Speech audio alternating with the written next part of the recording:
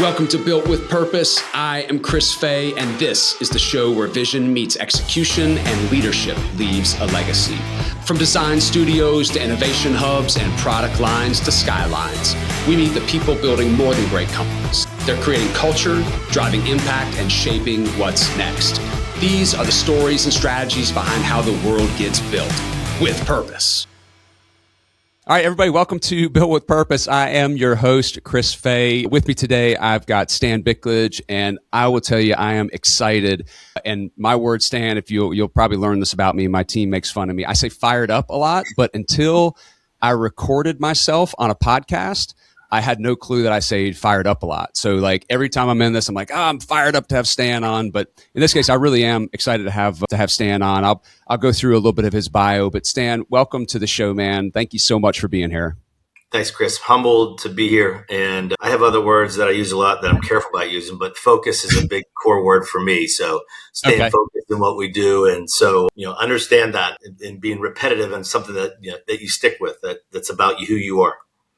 That is a more positive F word if you were to have something in your vocabulary, right? It all depends how you use it. You know what I mean? Yeah, that's right. Yeah, you've got to focus.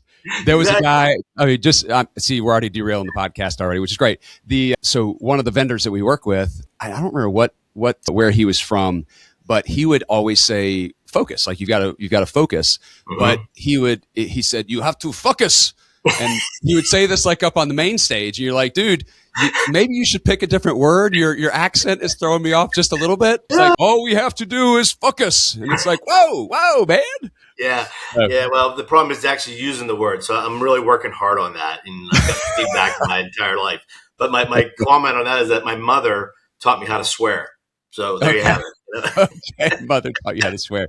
I tell you what, man, this podcast might go 4 hours because I've got so many questions and things to ask you. So, before we get started, just for the audience listening, I had an opportunity to hear Stan speak. He joined a small group setting, and what was really cool about it was, Stan is an extremely successful CEO, chairman, business leader, years and years of experience in packaging and manufacturing, has held so many CEO titles. Private equity, operating partner, chairman and CEO. Just an amazing background. But when I heard Stan speak, it was actually with his son.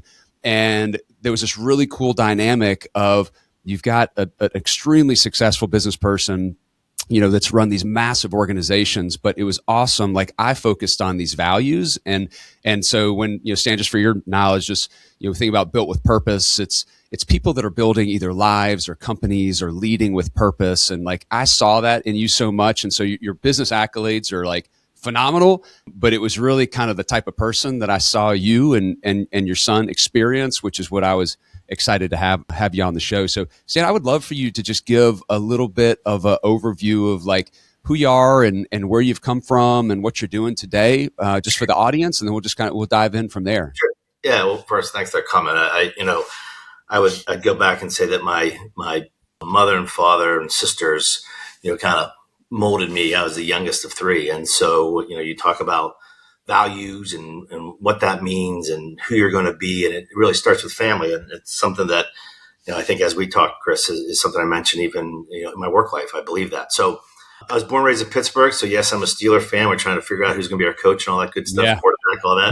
That was a big change. Yeah. But, it is, I've known three coaches in my life for that team other than a lot of other people. But went to school, chemical engineer, went to Youngstown State. Really proud of that. Blue collar school. I kind of look at it that way. And then I've known my wife since I was 17. So I went to high school with my wife. She's truly an amazing individual. She's the soul of our family. She really gives us all guidance. We have three amazing kids. My daughter, who is the oldest, is a physician in town here. And then I have my two boys. And so they're kind of interesting because they went to high school together, played football in high school together here in Greenville, then went to college, played football together in college, and now they work together. And so my kids got all their brains from their mother, and they just kind of dragged me along. And then I have two amazing sisters. And, one of the things I always tell people to find out or figure out who I am and what thing, like this is my dad's wedding ring. So my mom and dad are both passed. They're always with me. So their initials are there, kind of what they, they're always watching me, and I can feel my mother's hand on the back of my head if I'm getting out of line and what I'm doing. And so, really fortunate to have that type of value in my life. And professionally, I've tried to live that. And so today I'm a member of the Novolex family, 23,000 strong. We are a manufacturer, basically food packaging products that you use every day. We have over 100 factories, and I have phenomenal partners in the business. Apollo, who's a large poly private equity firm, and CPPIB, who is the Canadian pension fund. So think of Social Security in the United States. Yeah. That's the Canadian side. So great partners. And then, we, as the management team as well, are part of that. But the 23,000 family members that we have are what make this company great. The interesting part about that is that I've been the chairman CEO for 18 years in this particular role. And we started with a bankrupt company 18 years ago. We had 7 facilities, 1,100 family members, 7 factories making one product. And today, we're pushing $9+ billion, over 100 factories, 23,000 families, 39,000 products. And, I get to sit here today, talk to you and represent them, because that journey is about them and what they did. And I got to be a part of that, and I'm humbled by that. And that kind of was my upbringing. My mother, she was a crossing guard or receptionist. And my dad, he started his professional career at the company he started out as it was a janitor. He was working in the steam tunnels, but then put himself through night school, became an engineer. And so just hardworking individuals, both of them. And so, that journey kind of continued in my life. And so today, really fortunate, do a lot of different other things as well. We have a foundation that we really try to give back on, that my wife is the face of that. And try to work and do things with my kids. Family's really important. I got one grandchild, so she takes a lot of our attention, which we all do. And imagine. Yeah, how is that? What's the difference? I mean, I always loved to ask this question, but obviously I don't have grandkids. I have kids, but what is that like? Is it a different feeling having a grandchild versus a child? The interesting thing about that, Chris, is that I love my granddaughter. I cherish watching my daughter be a mother. Yeah, because it's a reflection of what my wife and I have done in our life. And her and her husband are truly amazing. But watching my daughter be a mother, that's rewarding. Like I said, I love my granddaughter, but it's really that to watch her do that it's really been an impact for me. I watch it all the time. When they're at the house, I see it and I'm watching her be that mother, and I'm like, the world's going to be okay. So not to get crazy deep on you, but like what comes to mind is, because I've watched my kids do some really great things and some also not great things, but there's these moments where you watch them do something kind of unprovoked, right? And you're like, holy cow, like we might have actually done something right. And like I feel the exact same way. And like watching my kids, seeing them do something like that brings me so much great pride. But for you, I'm curious about how long ago did your parents pass? Gone 25 years. And my mother's been gone 7 years. Yeah. I just wonder when they passed. What's that? I was with both of them when they passed. That was with they passed.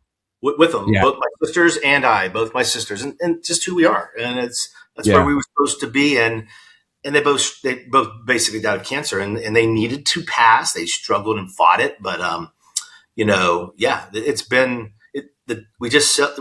we celebrate their lives to this day. We celebrate birthdays, their anniversaries, the day they passed. From a faith aspect and where they're at and things of that nature. But they it was 25 years this past January 4th for my dad. Mm-hmm. Well, what I went back to is I started sitting here thinking, and obviously we've met each other just a couple times, but thinking about what your parents are thinking about watching you, you know what I mean? Just the same way as you're watching your daughter, and like obviously loving the grandchild and all of that. And I'm sure your parents absolutely love, and watch your kids, but watching how you lead your life and the impact that you've made, it's just been like amazing to think about. So I just, forever that's worth, I know they're up there watching you, but I just, they probably take the same amount of pride that you do in watching your daughter be a mom, that you do in doing what you're doing. So, my mom, Chris, I called her every day. Yep. Didn't matter where it was in the world. I called her from South Africa or there's Europe, and just said, hey, and if I didn't call her, she would tell my sister who she lived with, hey, he didn't call. Something's up. Is he okay? Is he okay? We need to check on him, because she still treated me like I was 11 when I was 30. So, Yeah. Right. Well, you said I can feel my mom popping me on the backside of the head, and then your dad's wedding ring and stuff. And No, it's awesome. There was a book that a friend of mine gave me this way back when, and it was about, I think it was, the name of the book was How to Raise a Modern Day Knight. And it was just raising sons and how to pass kind of the chivalrous piece onto them.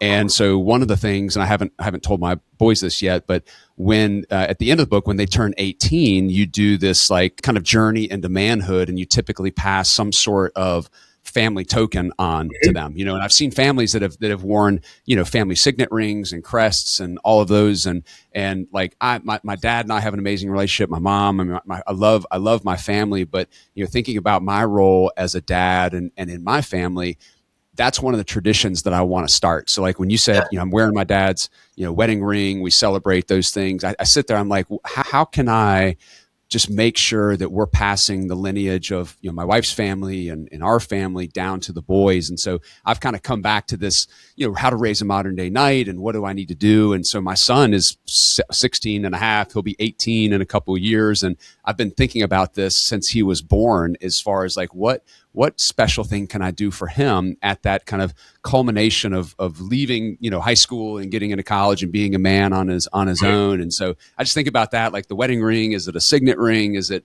what is it that we can do to have some sort of physical presence in addition to, the emotional stuff that we would have. So each of my kids, when they graduated from high school, I bought watches, identical watches, one for them and one for me. And I had an engravement on the bottom of each of them, each for my daughter and my two sons.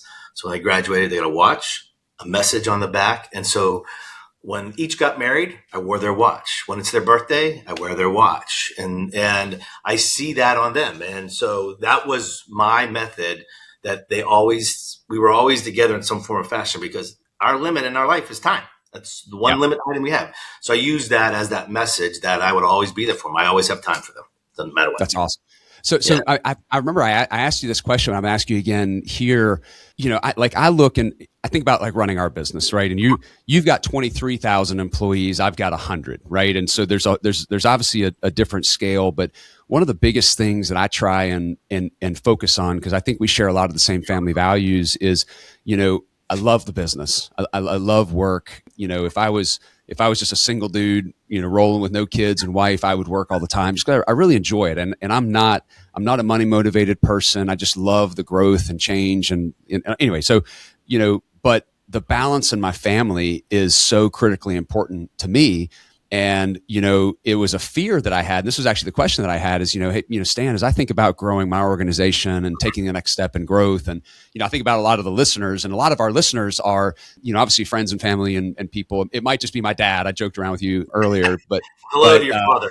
Yeah. Hello, my father. His name's Jim. But it's really for, kind of leaders in the spaces that we all serve. And, there's this question of like, how do you balance it? And so like you're traveling the world, private equity backed company, global organization, thousands and thousands of employees. You said 100 facilities, one of the largest PE groups. I mean, like you're running the biggest out there, and yet you've been able to successfully have this amazing connection with your wife, right? Which, obviously some of the highest divorce rates in the country is the military and CEOs. And then you have this amazing connection with your kids. And so like, how did you balance that? Like what advice would you give to me or the folks out there? How were you successfully able to do both? I don't think it was anything special. And when I look upon it, but first of all, my relationship with my wife is, unwavering. Trusts, all those things. And, when we were raising the kids, if I happened to be overseas and they did something wrong, we talked about it. But she may have been, had to discipline them or whatever. But whatever happened, I knew about it and she knew about it. And so, that relationship has been one of I think, of great importance, because our children saw that, right? They saw the relationship that we have, respect for one another. Look, she owned her own company, unbelievably successful. At one time, just said, "Hey, I want to be home with the kids." Decided to, end her career. I did not. I wasn't going to do that. So she is, she's an engineer. She has her MBA. She had her own company. All these things, and now is this unbelievable light when she has a garden that she gives all the food away to Greenville, the food centers. So she has this massive garden, grows these things, and gives it away because she feels that she needs to do those things. And that's how she treats everybody. But that strength between us, I think, then allowed us to realized that we wanted to accomplish the next things in our life for our family. And, I have a very unique last name, there's only one family in the whole country with my last name. And my dad was always, and my mom and dad, but my dad was like, we got to take this family on a journey. And he got us to where he got us. And all three of us, my sisters and I, all educated, all these types of things where his family were coal miners, different things of that nature. And so an opportunity to kind of continue that. Nothing wrong with being coal miners. We need them. It's, those people help build this country and continue to do that. But, take the next step in the evolution of the family. And so that was always a part of growing up. And then, whatever I was doing was about to help the family be successful, and then really holding our kids accountable for what they did and being a part of their lives. I've been really fortunate. No matter, whether it was my daughter or my sons, I wasn't going to miss events no matter where I was in the world. I would sacrifice sleep, whatever I needed to do to be there so they knew I was there. And my wife took care of so many things so that we could do those things. And so I think it comes back to, just the family values. I think faith is important. It's not something that is a topic that everyone talks about, but, being grounded in that, I think has been a benefit to us.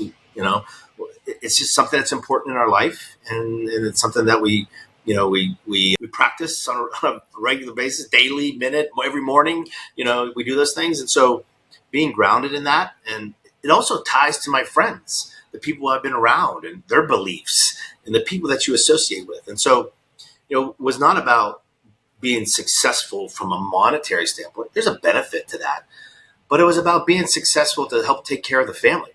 And, my daughter kind of kids about it in that, as we did things, her being the oldest, we were in different stages of our lives, career-wise, different things and things that we accomplished and what we were able to do for our kids. And it was just a journey that we all had. And they are selfless. They live the same way. They know they need to give back. And I think it's just something that if you have a strong family, Chris, that entity drives that. And I talk to my two sisters all the time, and so it's that whole nucleus that I think has been able to do that. And then as I've gone into Novolex, because I think that's really important, you said, what work meant to you. I don't look at what I do as work. It's a part of me. And, and we talked about this at one time. At some point in time, there'll be a change, but I have no timeline on that. I don't. It's just what I do. This is what I do every day. This is how do I help our families and our company be successful? Lots of change out there. There's all kind of stuff going on, all kind of challenges. But, we are going to be focused on winning with integrity, humility. The number one focus of me every day is the safety of my families in our facilities. And, our base is if you build a house, it's safety, quality, service, and our people. That's the beginning of our company. And on top of that, we build everything else. And so, it's that mindset, I think, that has allowed me to, continue to succeed, but also to build that culture even in our company. And so, and with our partners. So how do you, it's at that scale, right? And coming from just somebody that hasn't experienced that, like how does and I know it's so many more than just one individual, but you're in charge of shepherding the company forward. You sit at the top that is ultimately responsible for the performance of the teams, and you've got these 23,000, and I love the word families. That was probably the biggest thing that stuck out to me when you and I talked about is not employees, not whatever. They were 23,000 families that you support. Yeah. Like what have you found that has worked to help you scale that message to the 23,000 people? So if I went to one of your plants and I'm talking to one of the line operators or the guy or girl that's doing, stocking or delivery or, whatever it is, like how does that person feel, taste, touch, hear that message? What works for you all in that big of a company? Well, I think the strength that we have, Chris, is that we've been through this journey together. And so it wasn't like you come on, you're sitting on top of a big company with 23,000 all of a sudden. Yep. We started and we did 17 acquisitions. We built this and so intimately involved with all these different companies we brought together. And so I think that's been a very important characteristic that some people don't have to do that. And Right. so I've been able to interact with a lot of people during this timeline and building that. But my time and focus on what they need. How do we help them succeed? That's my message all the time. First and foremost is their safety, first and foremost. And then what are we doing as a leadership team to help our families be successful? And I always use the example at 3:00 in the morning, there's either a woman or a man are going to be making a decision in one of our factories that's going to affect safety, quality, service. And are we giving them the tools to be successful? Yep. Because if they are successful, we win. And so it's that mentality every day on what are we doing to help them be successful? And look, we got a ton of work to do in those areas, and we don't have enough time to talk about that. We'd have to go on a week's trip on the things that we need to do better. That's right, all the areas. Yeah. But the point being is that I think it's the passion you have for it, the time you devote to it. I'm no better than anyone in our company. I just have a different role and I have different things I need to do. And I always tell them I represent them. They've given me the chance and enable me to represent them. And I'm humbled to do that. But I need to also make hard decisions, and do the things that we need to do to ensure the success of the entity, because it then takes care of them. And Right. so, we all have different roles from that standpoint. But when it comes down to it, I always talk about it. It's like a football team, which I love the game. And if 11 guys on the field all do their job that they're counting on each other to do, it's pretty hard to beat that offense or defense. That's right. That's right. And so if 23,000 of us are doing our job, and I love to win, and we have a passion for winning, and being successful and is a good thing because we get to continue to grow, invest, take care of our families, do all that kind of stuff. And so if we do that, it may not be flashy, but we win. And, I think being focused on those things, being approachable, and I think you have to be humble, but they're looking for you to lead. And so you have to make the hard decisions as well too, and be able to do that. Well, I would think it's almost like, you think about your families, and, I'm a big lead by example person. I just feel like the way that I carry myself, you're leading by example, whether you know it or not. I mean, people are watching you. They're watching what you do each and every day. Yeah. And I'm probably better at setting the example than maybe I am like actually coaching and telling somebody or teaching them certain things. And I've seen that in my kids. And I think that, at the end of the day, like, people want to work for a leader. And I love what you said about kind of the org structure, because it's part of our new hire onboarding that we have. I sit down with everybody and just say, you can picture our organization as a flat organization, no hierarchy, right? And everybody, to your point, you have a role. Like, if somebody doesn't answer the phones, our company doesn't work. If somebody's not servicing equipment, our company doesn't work. And we've just been given different roles. And, thinking about like owning your roles, it's like a very, very similar message. But, I just think about like, you've got so many people that are working for you, and you probably have, hourly laborers up to, senior executives of all different pay scales and backgrounds. But, I think ultimately people want to look to their leader as somebody that's going to shepherd the company and make great decisions, but also somebody that's relatable, right? And I think about like, sitting here talking to you, $9 billion your company, the size that you are, like you are extremely relatable. And it's obvious that you carry yourself in every conversation the exact same way. And I think that people want to follow somebody that they trust and that they identify with, and they feel like that they have, their personal best interest at heart. So I would just think, as you're just getting yourself out there, whether it's remotely or via video or walking the shop floor, like, that's why you've got such good success. Is people are looking at you like, man, I like that dude. Like, he's got my back. He's relatable. Blue collar. I wrote it down when you and I first talked. Blue collar guy or blue collar kid from Pittsburgh, right? It's just a relatable story for somebody that has a significant role and responsibility in the business. I always tell them, some of the best days of my life is when I'm walking the factory floors, or out with salespeople, or we actually do a new hire call, where we can't get everybody, but if they have an email address, and it depends on where they're at, we sit down and they have a chance to meet myself, our CFO, and our head of HR. And then they can ask us questions. And it's an intimate conversation, maybe 20 people, and we have those conversations, and we do it every other week. And, they have to tell us where they're from, what they're doing new for the company, and where they're located at, and they have to give us a fun fact. it's an icebreaker from that standpoint. And so I always say I do my own hair. That's my other ones that I won't say on this podcast because we don't record those other ones. And so I can be a little bit more. You'd be a little more open. What you should do one day is you should come in with a wig on, like curly hair, and just have it act completely straight. You know what I mean? And be like, hey, it's just my hair. That's what I love. That's my fun fact about myself. Yeah. What's been the coolest? I mean, is there anything that sticks out to you? You're asking all these people. You've probably talked to. There's no telling how many thousands and thousands of people. Like, what's been one of the most memorable, like, fun facts that you've heard about people? Anything like stand out to you? Well, and why it stands out to me, it's because of there's a perception. All these people are leaders in their own way. They're leading, baseball teams for their kids. And so they all have things that I can learn from. So that's a point that I always try to remember. I'm blessed, fortunate to be able to be in the role that I'm in. And when you talk to all these new family members of Novolex, they're leading different organizations. They may not have the opportunities that I had or things that went on. And so realizing that you can learn from them. And so they're leaders in their own way. So that's the thing that impacts me, professionally to us from some standpoint.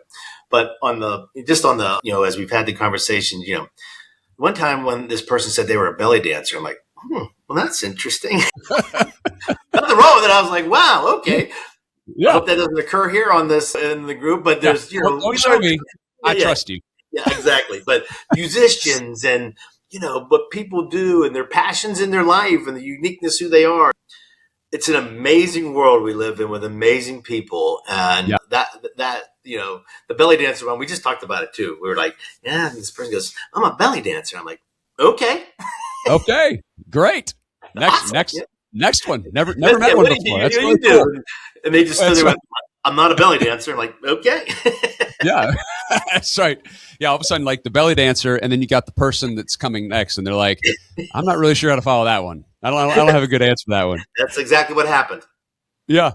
So Stan, a question for you in your role at your scale, the level of decision making that you have, crazy impact on so many people and businesses and kind of the exponential effect. What is there a decision that sticks out in your mind that's like one of the hardest decisions that you had to make? Is there something that kind of in your career, whether it's a Novolex or prior to and 17 acquisitions and all the things that you've done, like was any decision just stand out as just, man, that was one of the hardest decisions I ever had to make in my life? It's interesting because just aside of Novolex, we've had, 4, really 5 big PE partners and done a lot of acquisitions. And, and I've been really fortunate who they are and the people inside those organizations. Cause some people have this perception of PE. That's not your question, but I've been fortunate. Amazing partners all the way through from the beginning to where we're at today. And I don't say that lightly because it's 100% true. But when I think about, decisions that were hard, there's a ton of them. It's every day you're making hard decisions, and it's not the decision. It's about how you do the decision. And did you have integrity? Did you do it in a means that you treated people with respect? Did you have discipline on it?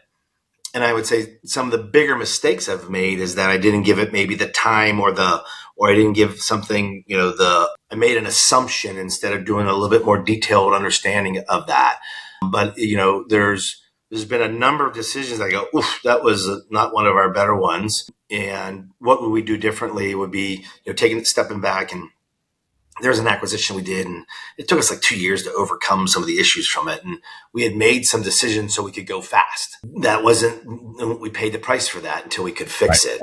And so, and so that's what I mean by discipline, focus, and making sure that you follow that process from there and you dot those I's and cross the T's. And so, that to me, and that wasn't just one, it's been a lot of decisions. And because I don't think if someone says, wow, I can only think of one that did it, there's a number of things, whether they were big or little, that, helped us get better as we went through our journey as Novolex. But and even pre to that was the same thing. I joined a company with a different private equity firm as the CEO and asked some questions, did some diligence on it, and off we went.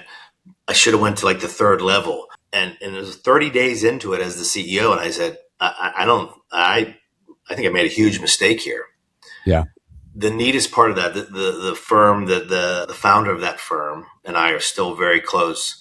He said, I know these are hard issues and I know we can fix them. He goes, and I'll stand by your side with you as we go through it. And so though I learned I needed to do more diligence as I went things, but a phenomenal partner that we got through it. And we fixed the company and we were able to, put it on the right track and it continues to grow to this day. And so a different business. And so, it's that process. I think you learn hard lessons from and, to be disciplined in what you do each and every day.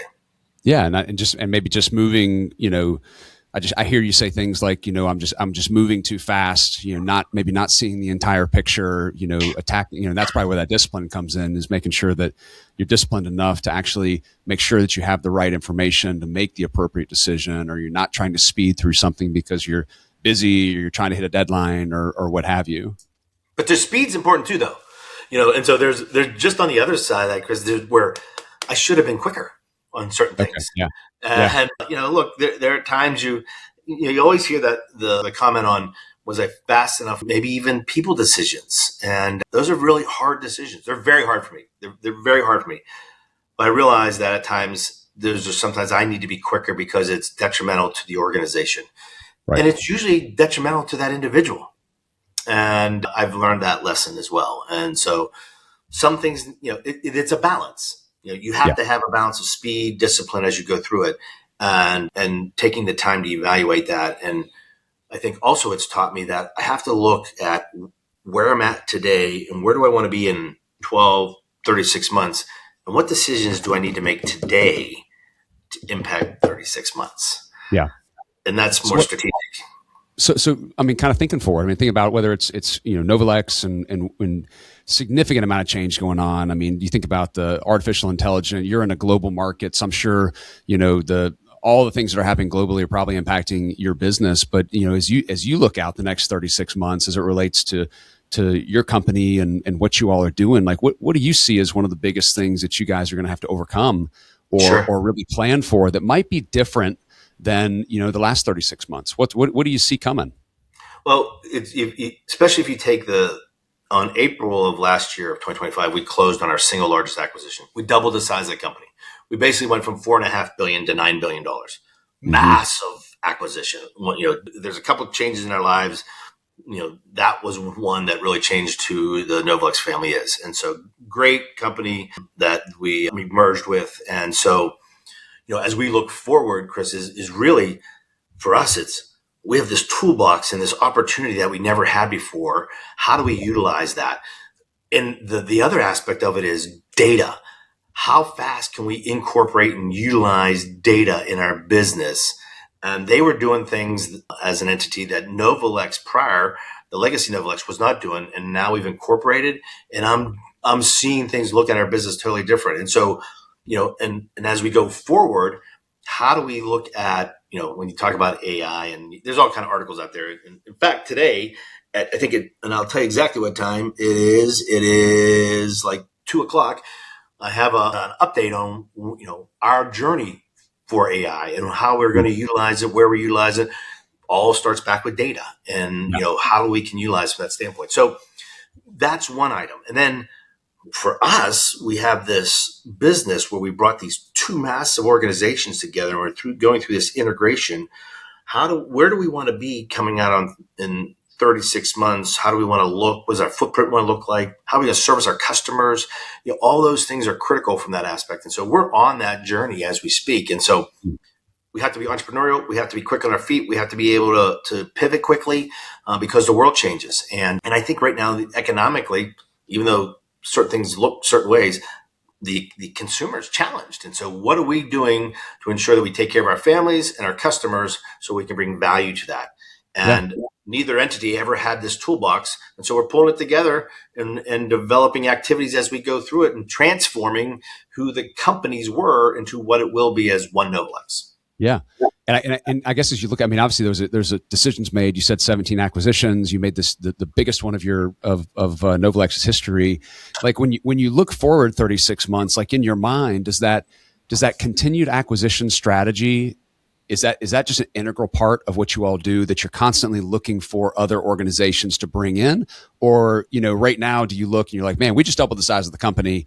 We've got great expertise in both areas. Let's lean into what we have. Let's integrate this foundation and maybe more of an organic path. Like how do you at that scale, having just doubled the size of the organization last year, how do you kind of look over the next couple of years? Like you still hunting acquisitions at all times, but then you also are looking to integrate. Like how does that balance work at that scale? Yeah. So all of the above. Yeah, yes. Yeah. And so look, are we out looking at, scale changing acquisitions at this point? No. But are we looking at add-ons? Absolutely. We always are. It's just a part of our DNA, who we are in the markets we participate in. We're doing some things differently where we take an ownership position, which we didn't do in different areas, because the markets that we participate in, just use food packing in general, they're shifting a lot from that aspect. And so whether from a sustainability standpoint, what can you do for cost? What's happening on legislative activities in EPR, and not to go down in the weeds and what all that means, but it affects our businesses and the products that we make. So we will always continue about and look at acquisitions, how it brings value to us. But we are integrating this. And the team did a phenomenal job through 25 to get us integrated. So we are operating as one entity now, but we're transforming the entity now. Yeah, we're transforming the entity on what we want to be. And so got it done. We could pay bills, we can operate our business. We're one going out to the customer, but we still got a ton of work to clean up, even though I would say at the high level and the next level, there's a lot of the integration is done. But what are we doing to help our teams and our families inside the companies to perform at the highest level, data-wise, process-wise, all those things. How does I'm curious at a company of your scale. So we're I'm not going to say that I'm fully bleeding edge, but I am between early adopter and bleeding edge that relates to AI. And my personal opinion is I believe that it's going to absolutely transform the way that we all work and live and communicate. There's folks out there, and I'm not necessarily one of these folks. The reality is any technical transformation, it creates new jobs, new industries, new roles and experience we've never experienced before. Does it eliminate some of the past roles? It does. It changes their work tasks and what they do. And I think that this is going to have an amazing impact on our business. But kind of flipping the question a little bit into internal to your business. So even in ours, I'm leaning super deep into where we're going. We've given everybody AI licenses, asked them to really lean in, and we're going to figure this out as a team. I've told the team that, hey, look, like the AI enabled employee is the one that wins the day, right? So we have to be that individual. But, there's all these articles about, automation and robots and replacing jobs and all of this at a company of your scale where you have so many roles that do so many different things. How do you proactively attack that conversation with your organization? How do you kind of balance to say, look, we got to be on the front end of technology. It can dramatically change this, but also we understand it might impact, jobs and some of your foundations. Like how do you manage that at a company of that size? Well, I think you got to step back, and I look at it somewhat in a macro arena, is that, the workforce in this country is shrinking. And so therefore you have to look what you're going to do as that workforce shrinks and ages. And, you and I are a lot different in age. So I'm aging, how do you do, what are you doing to ensure that you protect the entity from that aspect? And so, automation is critical, across the board, but automating in the right areas. And how do you do that from a standpoint? We don't look at it saying we're going to eliminate jobs. How do we make the company stronger from that aspect? Right. And in the longer term, as we do those things, we are taking care of the families of Novolex by doing that. And if we don't do that, we're making a decision not to protect them. And so I also look at AI because I am basically an infant in understanding its abilities. And so, there's a lot smarter people inside of Novolex, which I've already talked about a number of times, that understand it. And I ask a lot of questions, and we then walk through what can we do and how do we do it? We see examples. We don't want to just do AI for the sake of doing AI. We want to use it from a standpoint to drive the core aspects of what we want to be as a company: safety, quality, service, our ability to perform, forecasting. How does that work? I mean, we deal with a business that our ability to forecast is not very strong. And so how can AI help us gather a lot of information and start building, different metrics and taking different data points so that we can forecast our business better, so that we can run our plants more efficiently, service our customers better, be more cost effective, compete better. And so I look at it, Chris, is we're on this journey, and it all also comes all the way back to good data. And, when you have 17 acquisitions and things all over the place, that was kind of our first focus. And, for a company our size, we have a data council. We have a council that says, okay, what are we going to do? How are we going to do that? How do we make sure it stays clean? What is the process to go through that? Because I can't even tell you the amount of data we create every day. Yeah. And how do we ensure that it's clean and stays that way? And amazing people doing amazing things and bringing people in to help us do that. So it's like building a house, and we got to make sure that framework's right. And then we're going to start saying, hey, what kind of window do we want? Where do we want that window to be so we can see? What are we trying to see? And so hopefully that answers, how I look at it. I want to go fast, but I don't want to. It's one of those areas. I want to go fast. I just don't want to do AI for the sake of doing it. But when we do it, I want it to be impactful and helping us grow and be a better company. Well, and I think I loved how you framed that. So thanks for answering the question in that way. What I hear you say is you take the word AI out. It's for running the business. It's just another decision. And what you said is that ultimately you've got a responsibility to take care of the families that are inside of Novolex. And the way that you do that is to create a stronger organization. So how can you create the strongest Novolex such that it then obviously returns value to the shareholders and the equity partners, but also takes care of the families? And so you're not going to not embrace technology or not embrace AI or not make employment changes like we talked about before, because actually if you don't make the right decisions, it actually weakens the Novolex family, and then it ultimately has an impact on theirs. So no, I thought that beautiful answer to that, and you give me a little bit of advice is how to make sure we're communicating that internally, because there is ultimately this fear. Had this great conversation with a guy that works for me. He had a salesperson go, and man, he was just bent out of shape. Like he's just like, man, I'm pissed off at this guy. I hate it didn't work. And I'm like, man, you're focusing on the wrong thing. You're focusing on the guy that you just let go. What you need to focus on are the other 90-something people that you just made better by getting rid of a potential underperformer, right? So take your eye off the decision that you made that wasn't the right fit, and turn your eye to the decision that you made just helped us be a better company. And it's just interesting, like it's kind of the same exact thing. Like, man, will AI do this? Well, is it going to take my job away? Or when you drive automation, like that, the issue is not that. The issue is building a better company. And if you build a better company, it takes care of those families. I love the way that you answer that question. Couple other things as we kind of to make a comment on that, because I think it's important. I learned, and I learned today. I continue to learn today on the comment that you made to your team member.